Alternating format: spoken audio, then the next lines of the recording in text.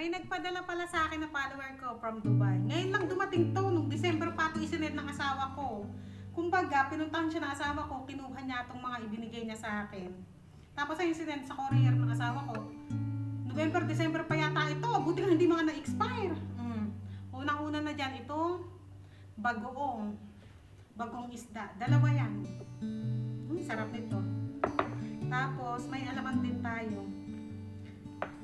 Coffee mate, syempre hindi ito mawawala. Pang adobo. Tapos meron din bitchin. Ito inilalagay ko to sa mga halaman ko. Kaya nga lang, kasi para daw gumanda, bumunga.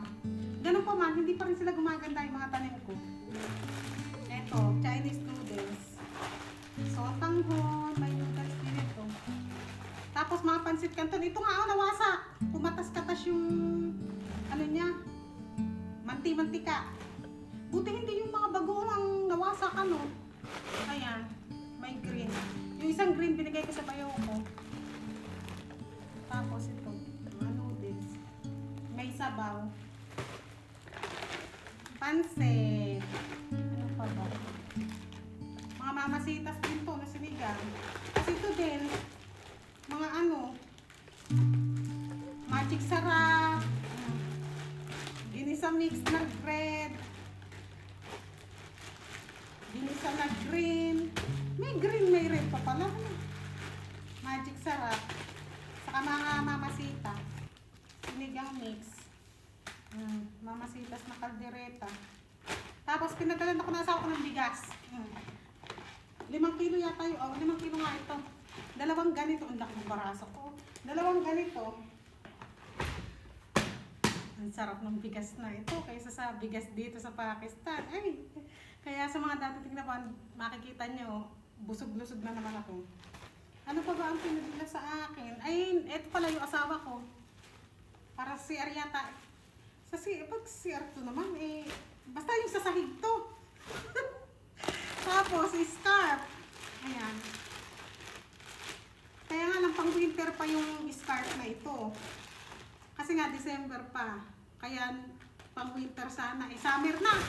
Sa 1 taon ko na magagamit yan. Ay, hindi pala 1 taon. Sa November, pwede na yan. December. Tapos, binigyan din ako ng abaya ng asawa ko. Sana nung kaya na ako ng asawa ko ito. Ayan.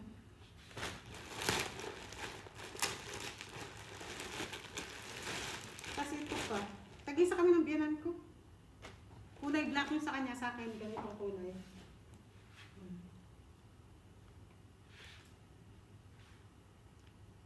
52 ang size. Ganda.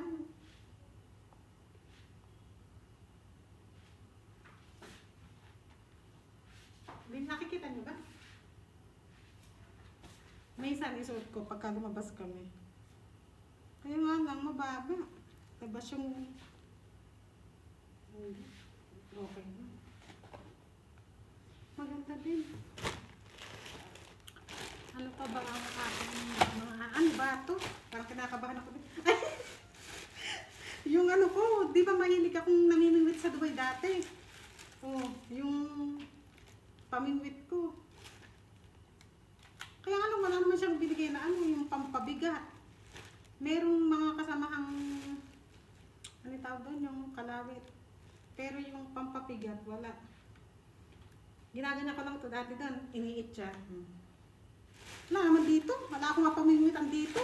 Nung minsan nag-try kami sa ilog, ay, lupa ang kumagat. Sobrang babaw na ilog dyan sa malapit sa amin. Ayun, lupa ang kumagat. Ano ba yung kako? Yung nagbabangka sabi, doon sabi niya, pwede kayo mamingwit. Sasakay ng bangka. Ayoko, tatakot ako sasakay ng bangka. Kung tumawag pa yun, delikado.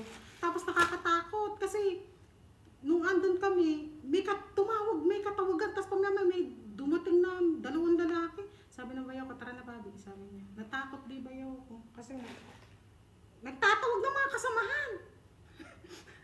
Tara na, babi, sabi niya sa akin. Kasama namin kaibigan ng bayaw ko, mga binatilyo pa lang noon. Bata pa bayaw ko noon. Baka 19 pa lang siya ng time na yun. Matagal na nung nag-try ako dating mamingwit dito. Hindi ko na nag-try uli. Pag uwi na lang ng asawa ko, mag-aya ako. Masarap kasi mamingwit.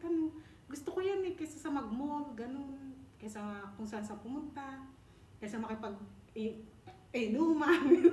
Kahit nung dalaga nga ako, mas gusto ko yan, yung mamingwit.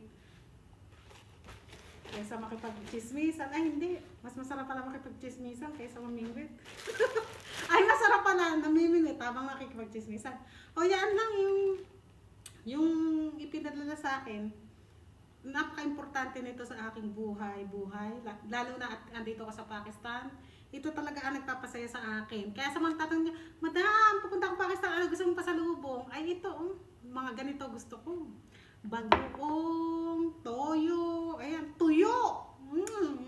Lalo na yung, ang tagal ko din nakakain yung pusit na dry. Pag pumunta akong Dubai, nakakakita ko noon pusit na dry. Kaya nga lang hindi ako bumibili, mahal eh.